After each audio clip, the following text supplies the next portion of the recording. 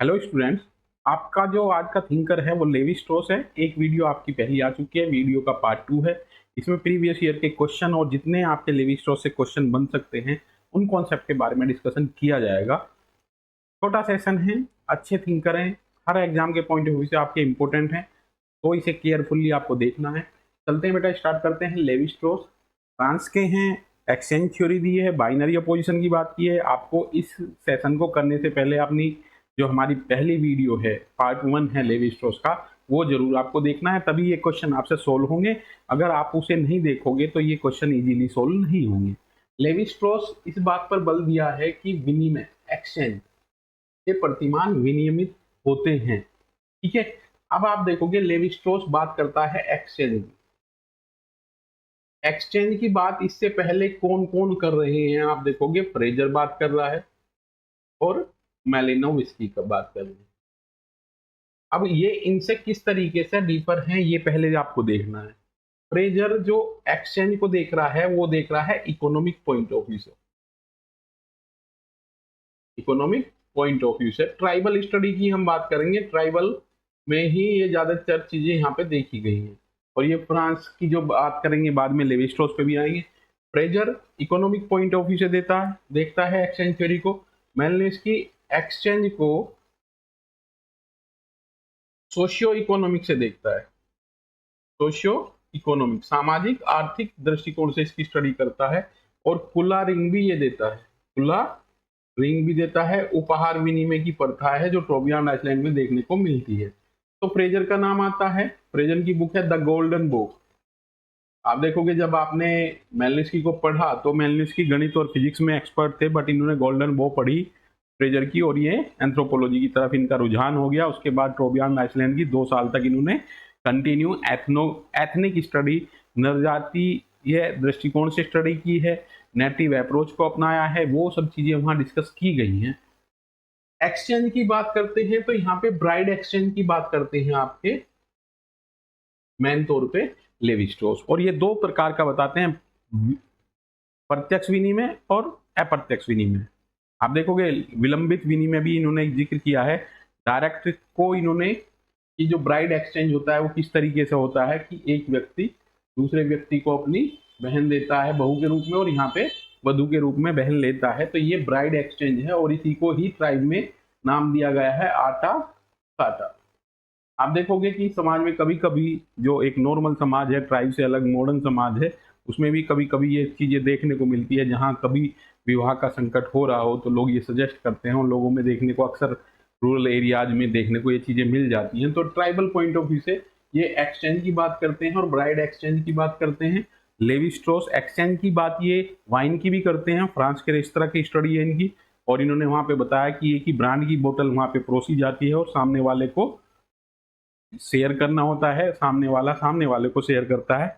इस तरीके से जो ये एक्सचेंज है, वाइन का एक्सचेंज है, तो उनके बीच में एक सौहार्द की भावना, सोशल इंटीमेसी जुड़ जाती है, तो ये उनकी बात करते हैं।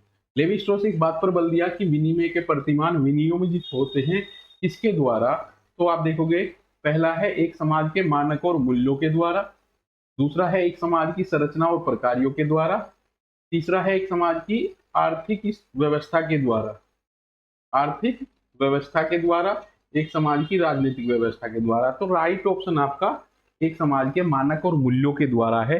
आप देखोगे कि जब लेवी स्ट्रॉस को पढ़ते हैं तो सीधा सीधा वो ये कहता है कि अकॉर्डिंग टू सोशल नॉर्म हमारे क्या होगा, एक्सचेंज होगा सोसाइटी के बीच में।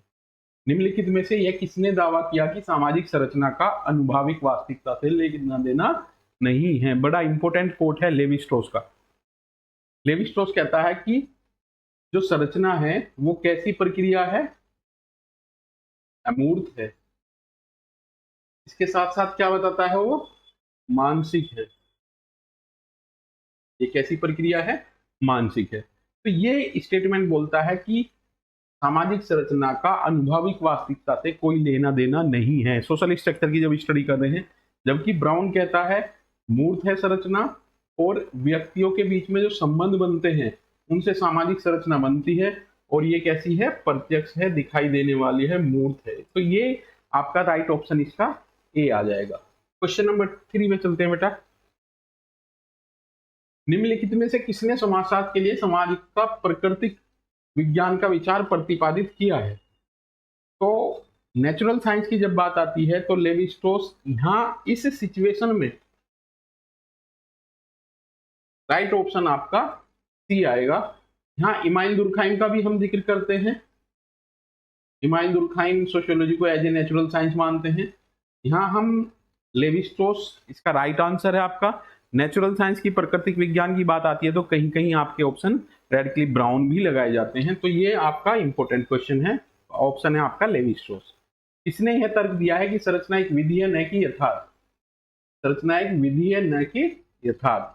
अब देखोगे लेवी स्ट्रॉस कहता है कि अनुभाविक वास्तविकता से कोई लेना देना नहीं है, तो इसका भी राइट ऑप्शन आपका लेवी स्ट्रॉस है। और लेवी स्ट्रॉस ये कहता है कि संरचना हमारी मानसिक प्रक्रिया है और इसमें पूर्व के अनुभव इंक्लूड होते हैं, उनसे संरचना क्रिएट होती है और स्ट्रक्चर पैटर्न हमारा व्यवहार करता है।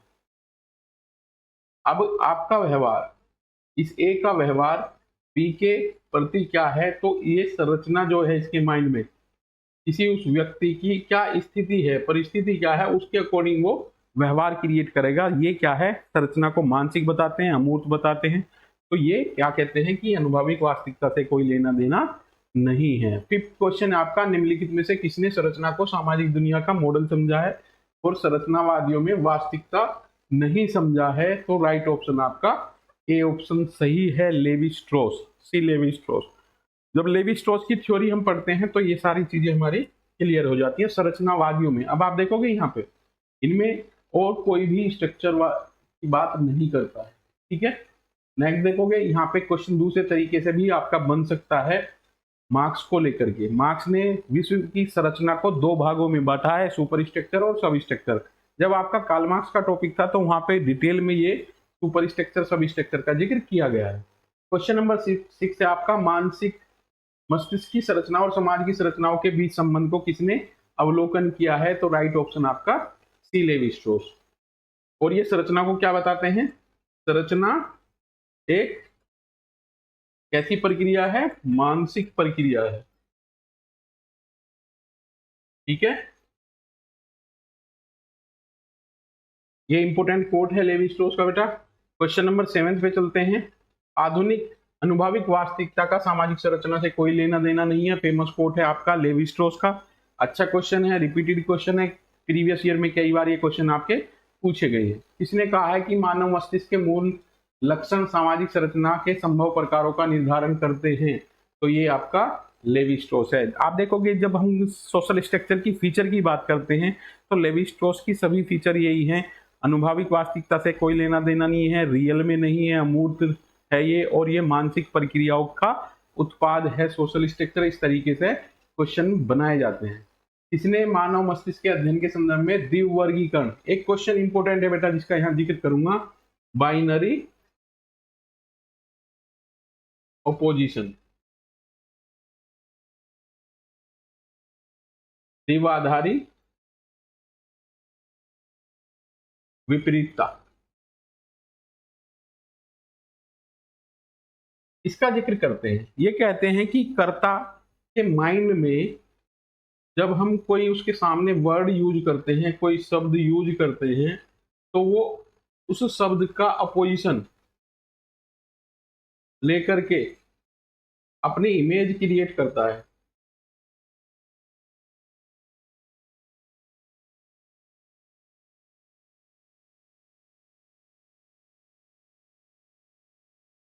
इसी कॉन्सेप्ट को लेवी स्ट्रॉस बाइनरी अपोजिशन बोलते हैं, द्विआधारी विपरीतता। तो ये एक इंपॉर्टेंट टॉपिक है लेवी स्ट्रॉस का, जब आपको पूरी यूनिट कराई गई है तो उसमें ये अच्छे तरीके से कराया गया है। क्वेश्चन नंबर 10 है, समाजशास्त्र और सामाजिक मानव शास्त्र में संरचनावाद के प्रणेता किसे कहे जाते हैं? समाजशास्त्र में सामाजिक मानव शास्त्र के प्रणेता आपके लेवी स्ट्रॉस हैं, ठीक है। ये क्वेश्चन पीजीटी की परीक्षा में भी आपसे कई बार पूछा गया है। क्वेश्चन नंबर 11 है, निम्नलिखित में से किसने नातेदारी संरचनाओं के अपने अध्ययन में यांत्रिक और सांख्यिकीय प्रतिरूप प्रस्तुत किया है? तो लेवी स्ट्रॉस है यहाँ पे। क्वेश्चन को दूसरे तरीके से भी हम कह सकते हैं, इमाइल दुर्खाइम। बेटा क्वेश्चन में कन्वर्ट कर रहा हूं मैं। इमाइल दुर्खाइम ने कितने देशों का डेटा कलेक्ट किया है? 11 देशों का। किस टॉपिक के रिलेटेड? सोसाइटी के रिलेटेड इस स्टैटिस्टिकल मेथड यूज किया है। ठीक है, तो इस तरीके के क्वेश्चन आपसे पूछे जाते हैं। बट यहाँ सांख्यिकी और यांत्रिक अपने अध्ययन में नातेदारी में किसने यूज किया है? लेवी स्ट्रोस ने। नातेदारी की बात आएगी तो मर्डॉक का नाम भी इंपॉर्टेंट है। मर्डॉक ने 833-151 प्राइमरी, सेकेंडरी और टर्जरी रिलेटिव बताए हैं नातेदारी के। ध्यान रखना बेटा, पीजीटी में एक इंपॉर्टेंट क्वेश्चन था, 2 course Murdock, GP Murdock 833-151 primary, secondary और टर्जरी नातेदार। और ये नातेदारी व्यवस्था किसे बनाती है? सोशल स्ट्रक्चर क्रिएट करती है। इस तरीके से कोरिलेट हम कर सकते हैं क्वेश्चंस को लेकर के भी। ठीक है बेटा, नेक्स्ट क्वेश्चन है, निम्नलिखित में से किसके अनुसार संस्कृति उन सिद्धांतों को मूर्त रूप देती है जो मानव की आवश्यक विशेषताओं द्विआधारी वर्गीकरण की व्यवस्था को प्रतिबिंबित करते हैं? तो binary opposition concept given by Levi Strauss. Next question है आपका 13, निम्नलिखित में से कौन सा मिथ्य की संरचना के अध्ययन से संबंधित है? जो मिथ है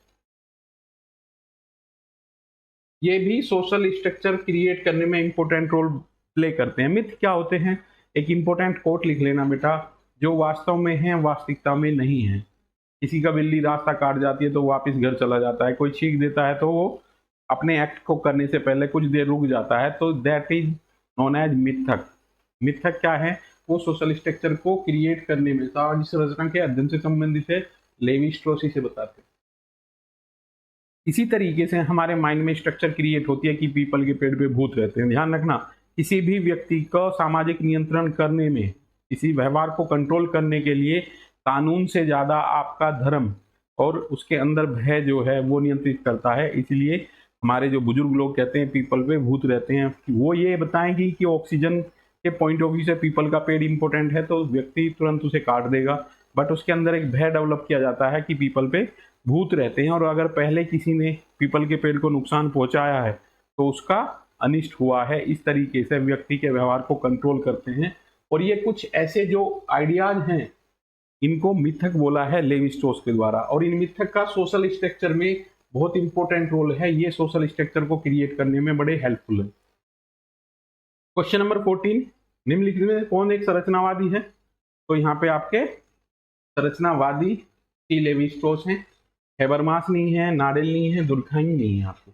ठीक है, क्वेश्चन 15 आपका संरचनावाद किससे संबंधित है? रिपीटेड क्वेश्चन है, टी लेवी स्ट्रोस से संबंधित है। और आप देखोगे संरचनात्मक भाषावाद, भाषा संरचनावाद, इसमें एक वर्ड आता है नाम सोसरे, इन्होंने दिया है ये। इसके ही बाद में लेवी स्ट्रोस ने भाषा को स्ट्रक्चर से जोड़ा है और संरचनावाद इन्होंने दिया है। क्वेश्चन नंबर 16 आपका, लेवी स्ट्रोस ने रैडिकली ब्राउन की आलोचना किनके मध्य अंतर स्थापित करने के आधार पर नहीं की है? तो ये आपका इंपॉर्टेंट क्वेश्चन है। सभी बच्चे इसे अच्छे तरीके से सोल्व करने के बाद आपकी वीडियो में जो कमेंट है वो देंगे। अब मैं ये देखता हूँ कि एनालिटिकल पावर आपकी कितनी डेवलप हुई है इस टॉपिक को करने के बाद। मुझे आपके आंसर की प्रतीक्षा रहेगी। और बेटा नेक्स्ट वीडियो में मिलता हूँ नेक्स्ट टॉपिक के साथ। अच्छे तरीके से आपके टॉपिक कराए जा रहे हैं। अगर नेट जीआरएफ की परीक्षा आप क्रैक करना चाह रहे हैं तो कंटिन्यू इन वीडियो को वॉच करने के साथ साथ अपना पूरा सिलेबस आप कवर कर सकते हैं। Thank you.